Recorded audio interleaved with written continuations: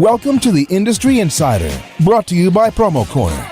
Each week, promotional product professionals Meg Erber, Jeff Franklin, and Stephen McFadden, along with special guests, will discuss industry news, trends, and events with a focus on educating the promotional products industry. The Industry Insider, the nerdy news you need to know.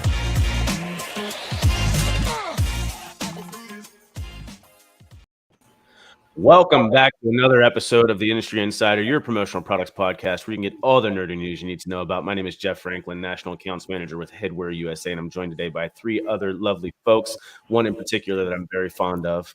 But look, before we get to them, I'm going to tell you guys today about our awesome sponsors, our friends over at TechWeld. Look, when you're thinking about promotional items, stellar customer service, made in the USA products and business solutions, you got to think TechWeld. They're an award-winning promotional product supplier, having received the Distributor Choice Award in the sunglass category and the SAGNY Supplier of the Year Award. Check them out at techweld.com and find the customer service you deserve and the products you need. Think TechWeld, especially acrylic awards. They've got some custom acrylic award pieces, awards, phone stands, keychains, etc. They both stock and custom. So, it's sort of that time of the year where, maybe we're looking at, some end of the year award kind of ceremonies and things like that. So think, guys. Their acrylic line focuses on different kinds of items, like the items mentioned previously, phone stands, awards, and keychains. They could make a great piece to promote incentive programs and promote professionalism at a reasonable cost. Remember to think TechWeld for your promotional product needs. TechWeld is a leading supplier of promotional items with a huge inventory of made-in-the-USA items available to help distributors grow their bottom line today. Visit techweld.com. That's TEKWELD.com, and check out their drinkware, sanitizer kit options, and much, much more. Why don't we say hey to Meg Erber? Erber. I watched that video again today. I thought it was funny. Awesome. So I'm going to speak on behalf of the entire city of Philadelphia and surrounding suburbs. We are all on a collective weekend-long bender from winning the national whatever.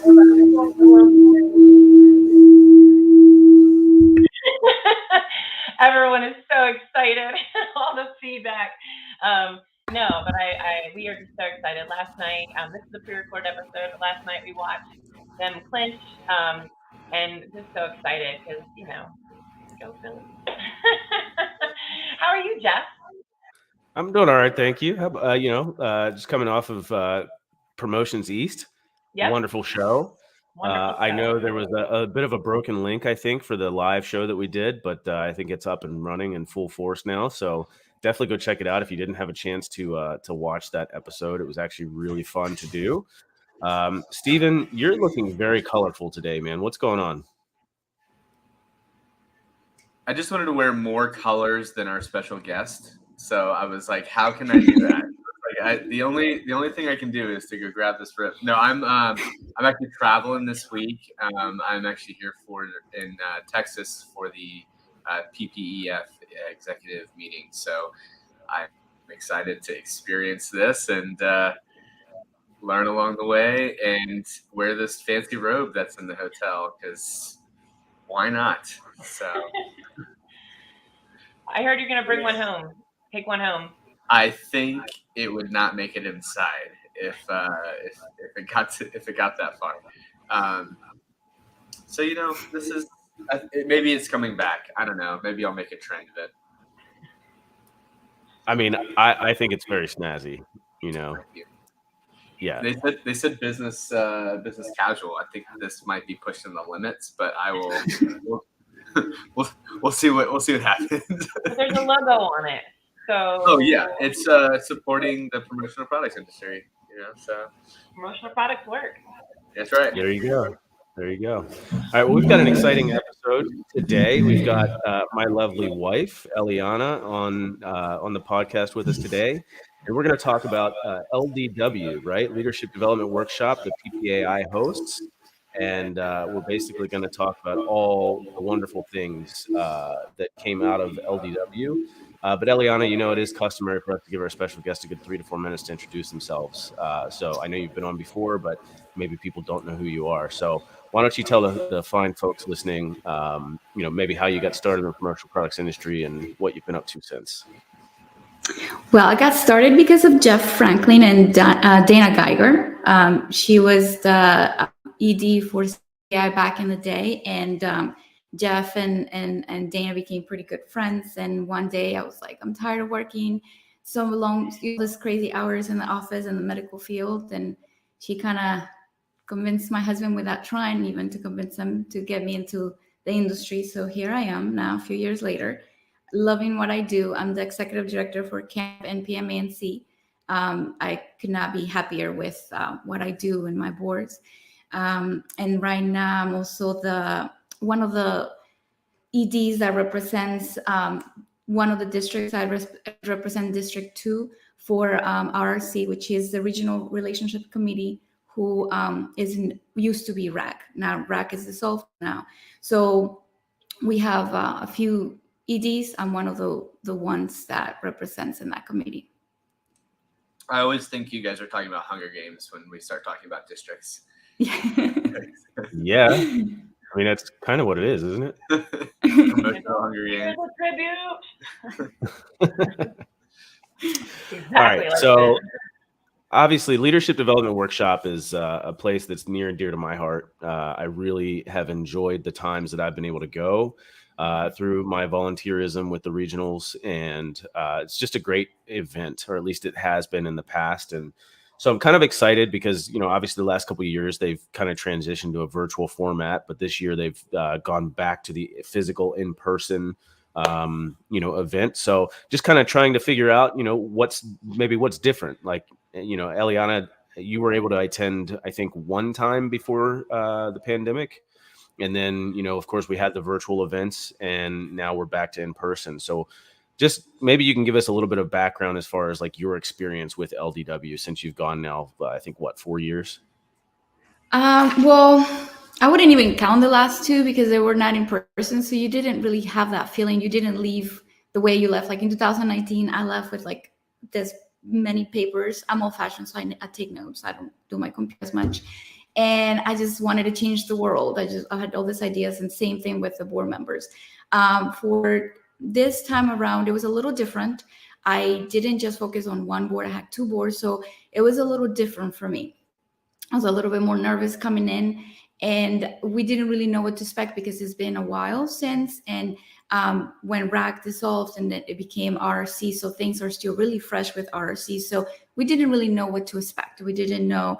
And also, this is just me speaking. Dana wasn't going to be part of it. So for me, I was like, we're going to be missing that Dana's touch. She has such a attention to detail that I was kind of nervous about what was to come. But I attended, we had a really good speaker who is a psychologist who talked. His name was Jason Jones. He talked to us about, how to build the teamwork, and it was a pretty good educational session. It kind of started the whole LDW, bumped us up. We were all excited about what was to come to become the best team within our regional, and then all coming all together to be a bigger team. So, you gave me a really broad question. Again, I can go on and on and on. Put him in his place. That's right. Yeah, Would you be able to just quickly just kind of go over like what the goal of LDW is, who's invited, just to kind of give people kind of a heads up about who's there and what the goal of it is? So LDW is all of the regionals are invited. So we all this year we got 3 spots, 1 the ED and 2 board members. And then if you did other steps, then you can get a 4th person. So PPAI, they pay for our hotel, our food. We get tons of food. And then we, as regionals, we pay for our flight and anything else that we do outside the hotel. So all the regionals are presented. They bring their board members. And once you're there, they divide us all into different sessions. They cover different things, whether it is membership, trade shows, technology, everything you can think of on every committee. So then you try to divide us and conquer. So everybody does different sessions, and then you come at the end and come together and collectively bring all the information to your board and then towards your strategic planning for the next year. So sometimes one of the things, and this, you didn't ask me this, but I'll tell you, some of the things is because it's held in October. Sometimes at that time, you still don't know who's going to be your board member for next year. And you do want to bring on your treasurer or your whomever might be, right? So I was lucky enough that we did have our incoming treasurer participate. But sometimes some people, they're just learning what they should have learned at the beginning of the year. So they can't really engage as well. So one of the things that was a big talk at the end, and I can say this, but at the RRC meeting, they did discuss that they were going to look into a different way of doing this so everybody can attend with their new board members so they can learn before they jump into the actual role.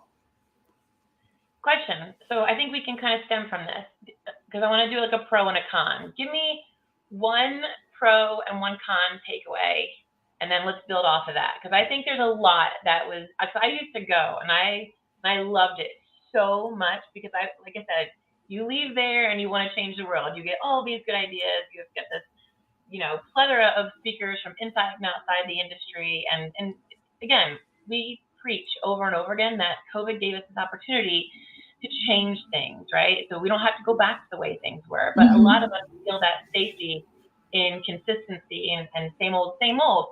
So it was different. That's great. It was kind of the same, also good. But give us like two takeaways, a good takeaway, and then something that you would like to see change. I can give you a couple really good ones. I don't think I could choose one. There was a lot of good things. So, number one is just meeting in person with your board members who you technically never really have a chance to have if you are in a different state like myself. I don't get to just go out and have dinner with them and see who they really are besides this, like Zoom meetings and trade shows, and we're running around like crazy. So that's my number one. You get to know who you're going to be working with, and then that makes it easier as an ED. Sometimes you have to say the hard things and you put in the middle on things that you don't know how to talk to that person because you don't know them in a specific way. So I met with my incoming president for next year who I didn't really know well. So now after meeting with her and having, a couple of drinks with her and riding to the airport, now it's like, okay, now I can see she's really cool. I can see myself telling her very direct on maybe you shouldn't handle this way, maybe you should handle it that way based on our bylaws, right? So that's number one, getting to know your board members in a different personal level. Your EDs, connecting with them, becoming friends with them, because that is our support system. Anytime I have a problem, guess who I ask? I ask the EDs. I don't know who else to ask, right? And I have to say this, I love Bud McLean. He is leaving PPAI, but I was just so honored to give him a hug and say thank you, because in our personal level, he was one of the big reasons why camp is still around. He's amazing. I want to cry. He's leaving. Like, I miss him so much already. Who was it? I missed it. Who? Bud McLean. Bob. Oh, yeah, we love Bob. So I just love just giving him a big hug, because I said bye to him 100 times on email, but it wasn't the same as just to see him again. Yeah. So those are my highlights, and I know they're not on an educational level, but the education session builds into everything that we just did, because we can connect, all the ideas can connect and go on what the highlights were and how we can make it better and how we can help each other, and things that I think could be improved. Thanks, Meg. Well, number one, I think we used to be, for the dinner that we did when we presented the awards for like the volunteer of the year, which this year was Thea Bruce, and I think that one could have been a little bit better. There was just one aspect of the whole event we could have probably done a little more. There's so many other people that help that could have been recognized. I think that if you're already there, you could utilize that time to do something more to connect everybody a little bit more, rather than just eat and then go. I know there was a little bit of unhappiness there because we had our karaoke night, and usually you have a winner. This time people got their outfits and did all this like awesome stuff, and no one got awarded. So there was some disconnect on that. Oh, And done. you know, Get it. No winners. yeah, no winners. Yeah, we're Not just funny. like, wait a The new minute. millennial, like everyone's a winner thing, right? Isn't that what it was? Yeah, but no, that was I think that was a big. People were pretty upset about that, and I'm not gonna deny it. But I was rooting for a specific person. I was like, when are they gonna ask us who's gonna win? So then, and this is just me because I'm a vegan, so I was so hungry because there was not a lot of vegan options. So I came home and I'm like eating everything. I'm like, why am I so hungry? I'm like, wait, because I ate like this little salad the whole time. But that is just me. Everybody else was like probably 5 pounds, bigger by the time they left. So it might be a good thing for me. Then maybe connecting. Sorry, another one thing that I can think of is maybe connecting with the regionals prior to just kind of soften any miscommunication, anything like that, because as having a voice with the EDs at the RRC committee now, it does represent us having a voice within PPAI. So that could be a very good thing for us as regionals to have a voice, so we can all not feel like we're at like a transaction, but we're also like a partner. So that could be something that could be beneficial, so there's no miscommunication. So real quick, Jeff, and I'll let you talk, but did you guys notice what her number one takeaway was?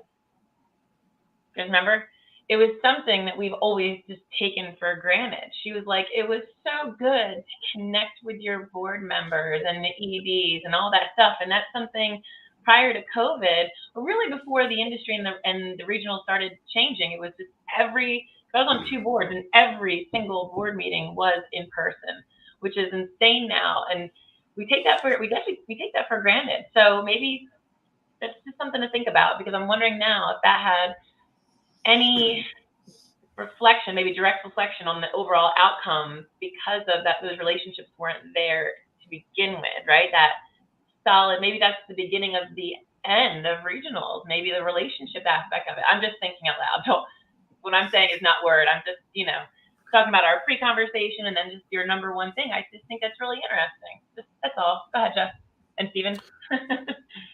Yeah, no, I was just gonna say, like, that's as far as the awards dinner thing. I think that's always kind of been that way, even pre-COVID. But I agree to your point. There would definitely be some additional ways to sort of spruik that up a little bit.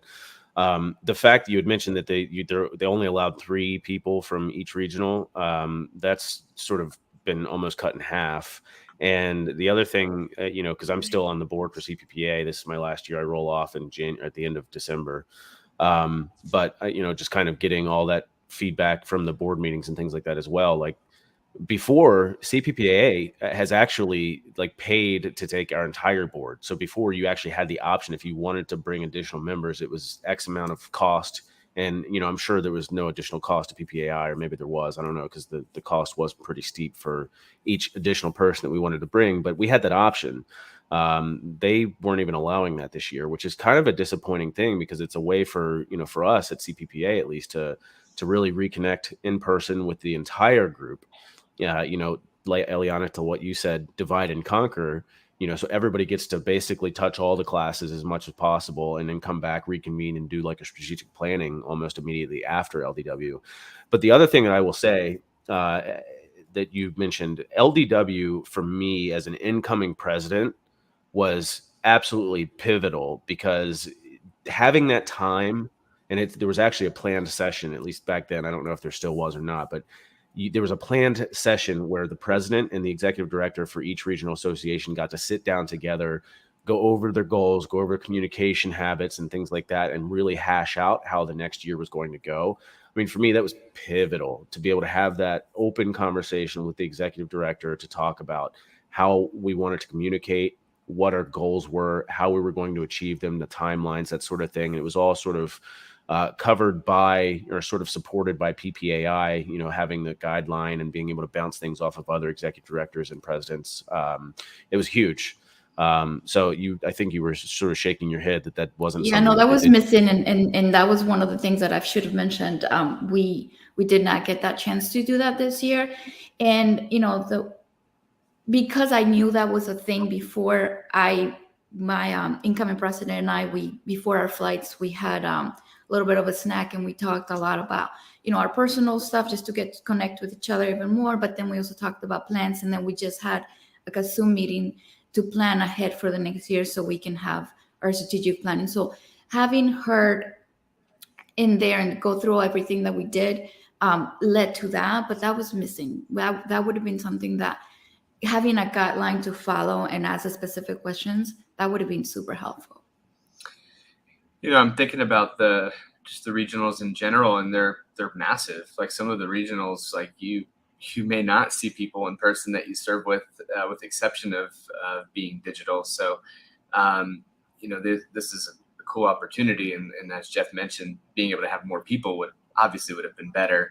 But how would you say was there a lot of intermingling of different regions too? Because I imagine there's best practices kind of that other people have that, can benefit other regions, right?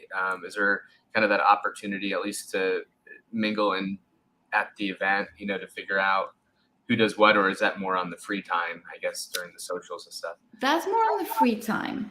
Sorry, I'm shaking. I'm super cold. I just got so cold. You can borrow this robe. I can mail it. Okay, I'll take it. So no, we didn't really get a chance to do that.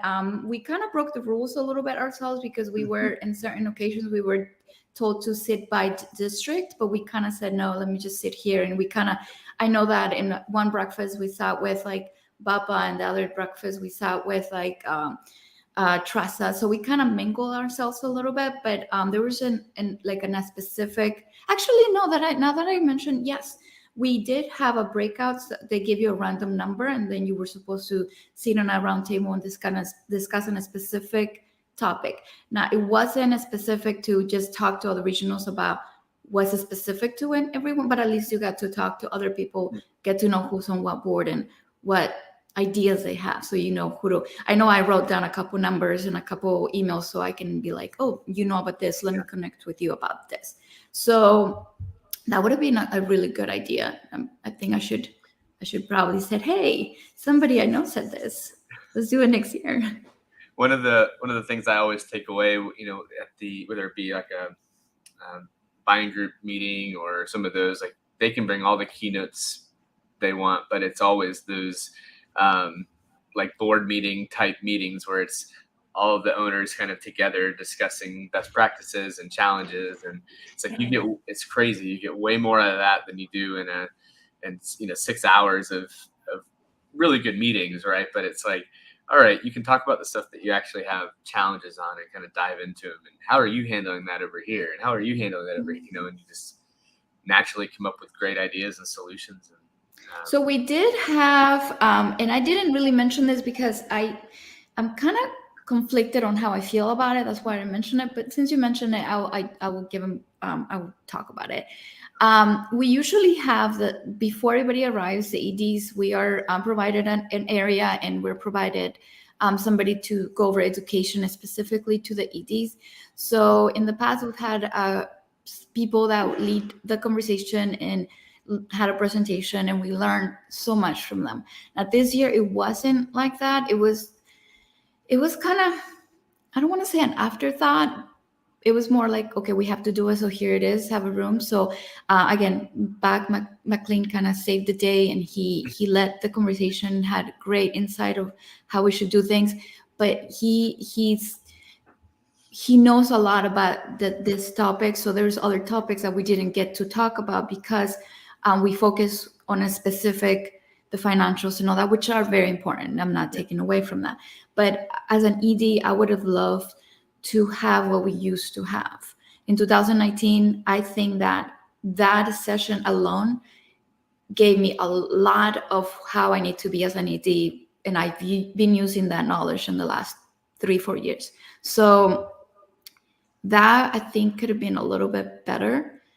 And I know that we did tell that to Dell, and Dell is gonna, work on that. So he did say that he will work on that. So we're at least he promised he'll work on it.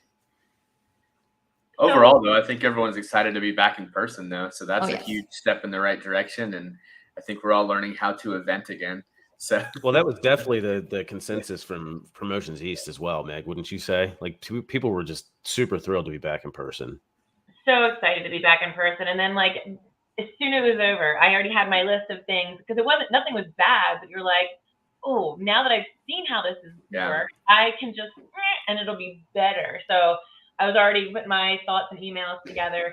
So I guess I have one last question for you. Seeing how this, there's definitely room for improvement. What does the future of LDW look like? I mean, look in your crystal ball. Is there going to be another one next year? Is there going to be one 5 years down the road, or is this going to be it, you think? I do see one. I do see more coming. I do.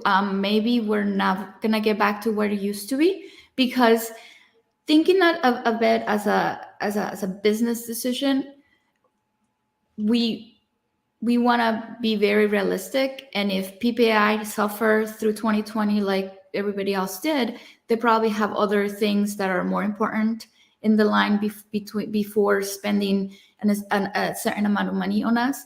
So if they see it as an expense, maybe not. But if they see it as an investment, then yes, I can see them coming in the future. Maybe not as big as it used to be. Maybe something like we just had, and we just, as regional, understand that is what we're going to get, and we just work towards becoming more of a partner, and then we can work together. And maybe we would even host them in different areas to make sure things are cheaper for other regionals to get there, because the regionals are in one side. To get to Texas is more expensive than the ones that are in Texas. So there will be more solutions. I know that, and I always say this wrong, but Briar, just help me with the last name.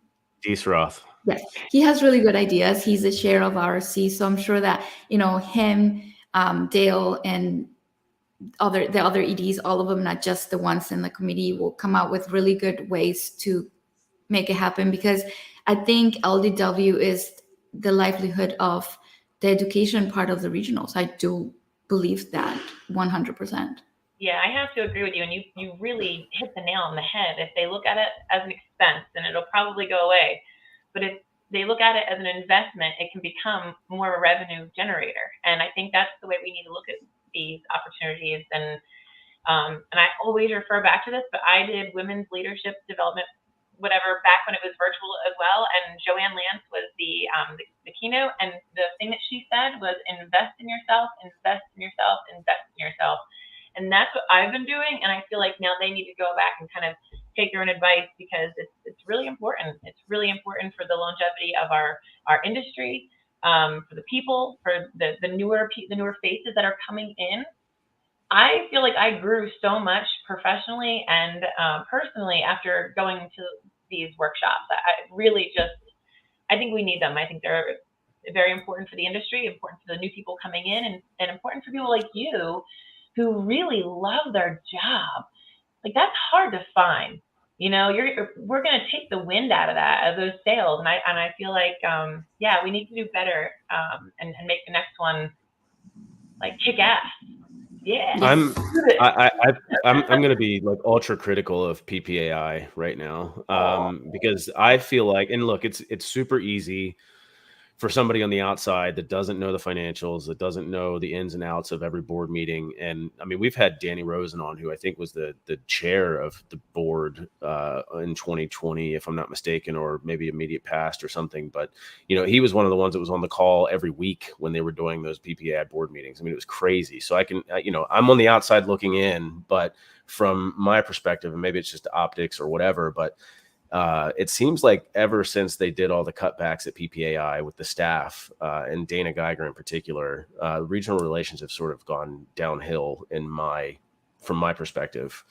Of course, the virtual thing it is what it is. Everything was virtual, so you can't do anything about that. But it just seems like the communications, what they're doing with, RAC versus RRC, or RAC now RRC, the communications there, and just sort of, I guess we're all still trying to figure out like where everything lies, So look, Dale's an extremely smart guy, and I'm sure he's looking at everything from, like you said, Eliana, from a business perspective, because ultimately PPAI is a business, it's a nonprofit, but they've got to make sure that they survive and thrive. So they're going to make whatever decisions they have to make, but it just seems like, whatever the genesis of that partnership was between PPAI and the regionals, it seems like that's kind of been lost.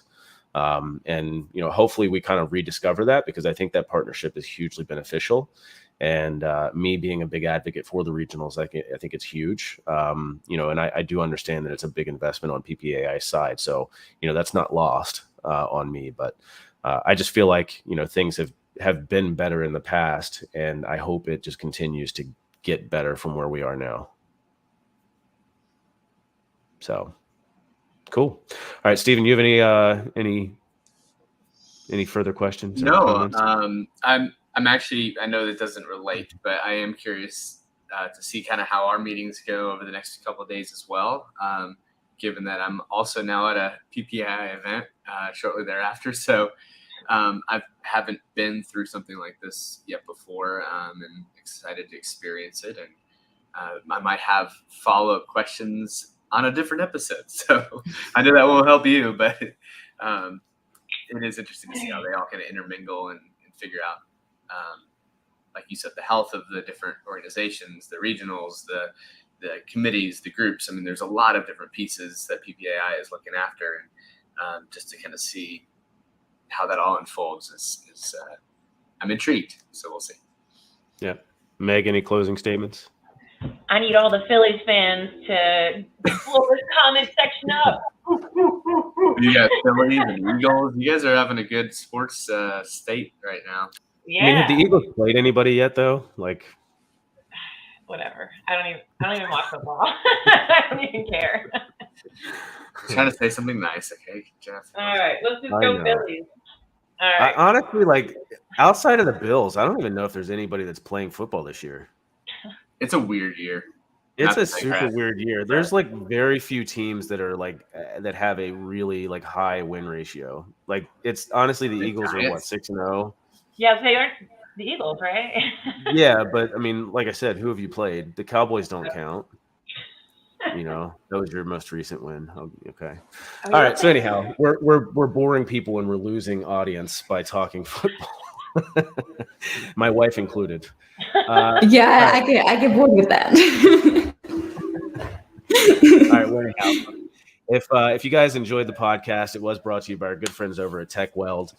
They've got some really awesome kit options, and I don't know if you guys are aware of this or not, but they've got this whole initiative, this Come Kit Around With Us. They've got 8 different stock packaging for their kits. They've got an EVA bag, a PVC tent pouch, PVC tube, an organza bag, the pillow pouch, the BTL 202, which is a 30-ounce tumbler, and those awesome retro lunch boxes that I'm a huge advocate and fan of. Look, not many players in the industry are focusing too heavily on kits, which allows them to really hone in on the market and for those products and really expand upon their already vast kit line. So look, remember that you got to think TechWeld for your promotional product needs. TechWeld's the leading supplier of promotional products with a huge inventory of made in the USA items available to help distributors grow their bottom line today. Visit techweld.com, TEKWELD.com, and check out their drinkware, sanitizer kits, kit options, and much, much more. And tell them the Industry Insider sent you. Eliana, I love having you on the podcast, and I'll see you in like 30 seconds. Yeah. Well, Meg, thank you so much for my hoodie. Oh, I'm glad you liked it. I had such a FOMO the whole time. I was like, I want to go. Oh, thank you. Next year. Yeah. Hey, also, I don't know if we should mention this or not, but you've got 2 40 under 40s on this podcast right now. Oh, congratulations. Yeah. I barely made it. That girl down there and me right here, 40 under 40. Steven's not very happy with us right now. Yeah. Hey, man, you got the nomination for Rising Star. That's all I can do. Always a bridesmaid. It's okay. Fair enough. All right, guys. Well, look, I had a blast. Thank you guys so much for tuning in, and we will see you next time. Take care. Thank you.